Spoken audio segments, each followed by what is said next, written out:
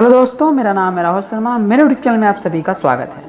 मैं आपको सुनाने जा रहा हूँ राजू बलिहाटी की लिखी एक संबोधन कला, एक हिंदी स्पीच जिसका नाम है उत्साह व जोश। इस संबोधन का नाम है राजू बलिहाटी जी ने बताया है कि स्टेज पर हम अपने उत्साह व जोश को कैसे बनाए रख सकते हैं। स्टेज पे पहुंचने पे मेरे सबसे अच्छा एक्सप्रेशन होता है उत्साह व जोश। इनको बरकरार रखना बहुत आवश्यक होता है।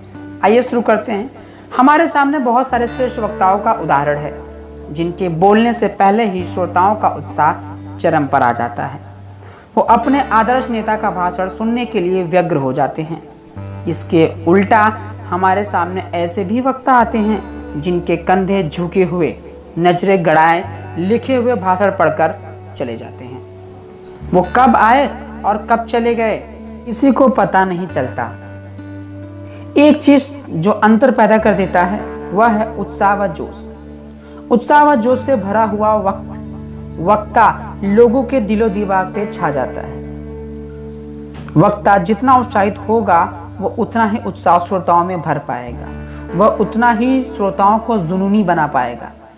उसको लोग उगते सूर्य किरणों की तरह अपने जीवन में आशा का संचार करते पाएंगे। विंस्टन चर्चिल का वो संक्षिप्त मगर असरदार भाषण कौन भूल सकता है, जो ब्रिटेन के लोगों के मन में डर की भावना को निकालकर हिटलर को अपने अदम्य इच्छा शक्ति व जोश से घुटने टेकने पर मजबूर कर देता है।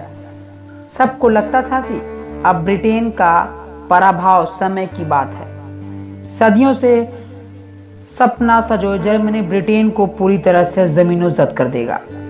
ब्रिटेन के लोगों को कोई आशा की किरण नहीं दिखाई दे रही थी कि तभी हार से डरी हुई जनता, झुके कंधों के साथ सैनिक, सब ने अपने मन में हार मान लिया था। बस उनको लगता हर समय की बात है। तभी ब्रिटेन के प्रधानमंत्री विंस्टन चर्चिल अपना वो असरदार भाषण देते हैं जिसने पूरे ब्रिटेन को जोश से भर दिया। पूरे ब्रिटेन में उत्साह की लहरें दौड़ गईं। हर एक नागरिक के अंदर वो जुनून आ गया जिससे वो अपने को आजाद समझ सकता था। एक नई ऊर्जा के साथ ब्रिटेन ने न सिर्फ अपनी इज्जत बचाई बल्कि हिटलर के अंत की कहानी भी लिख दी। हमें पूरा विश्वास है कि हम बिना हिला हवाली के अपनी पूरी तन्मयता के साथ अपने कर्तव्यों का पालन कर दें। हम एक बार पुनः इतिहास लिख देंगे। हम हर जगह लड़ेंगे, फ्रांस में, समुद्र के किनारे, द्वीपों में, हवा में। इसकी कीमत क्या होगी परवाह नहीं, लेकिन हार नहीं मानेंगे, हथियार नहीं डालेंगे।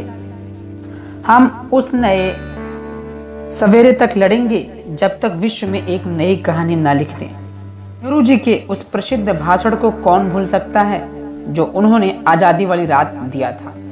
पूरे भारतवासियों में आशा का संचार कर दिया था और एक नए सवेरे का सपना सारे भारतीयों को दिखाया था।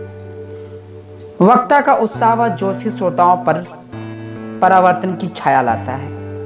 हम जब भी मंच पर जाएं, अपने बारे में, अपने हित के बारे में न बोलकर जितना श्रोताओं के बारे में बोलेंगे उतना ही श्रोता हमसे जुड़ेंगे।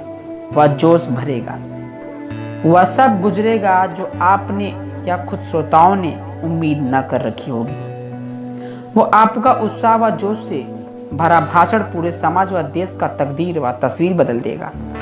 सिर्फ हमें ये करना है कि हम जब भी मंच पर जाएंगे नीरस और हतोत्साहित बनकर नहीं आएंगे। इतना हम करने में सफल हो गए, समझिए कि आपने आधा से ज्यादा मैदान मार लिया। जब आपको सिर्फ अपने विचारों को श्रोताओं तक पहुंचाने की देर है, आपकी एक नई छवि फलक पर तैरती दिखेगी। अब्राहम लिंकन ने कहा है,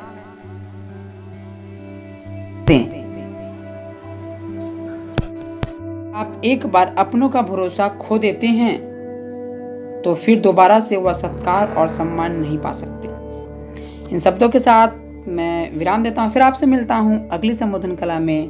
धन्यवाद।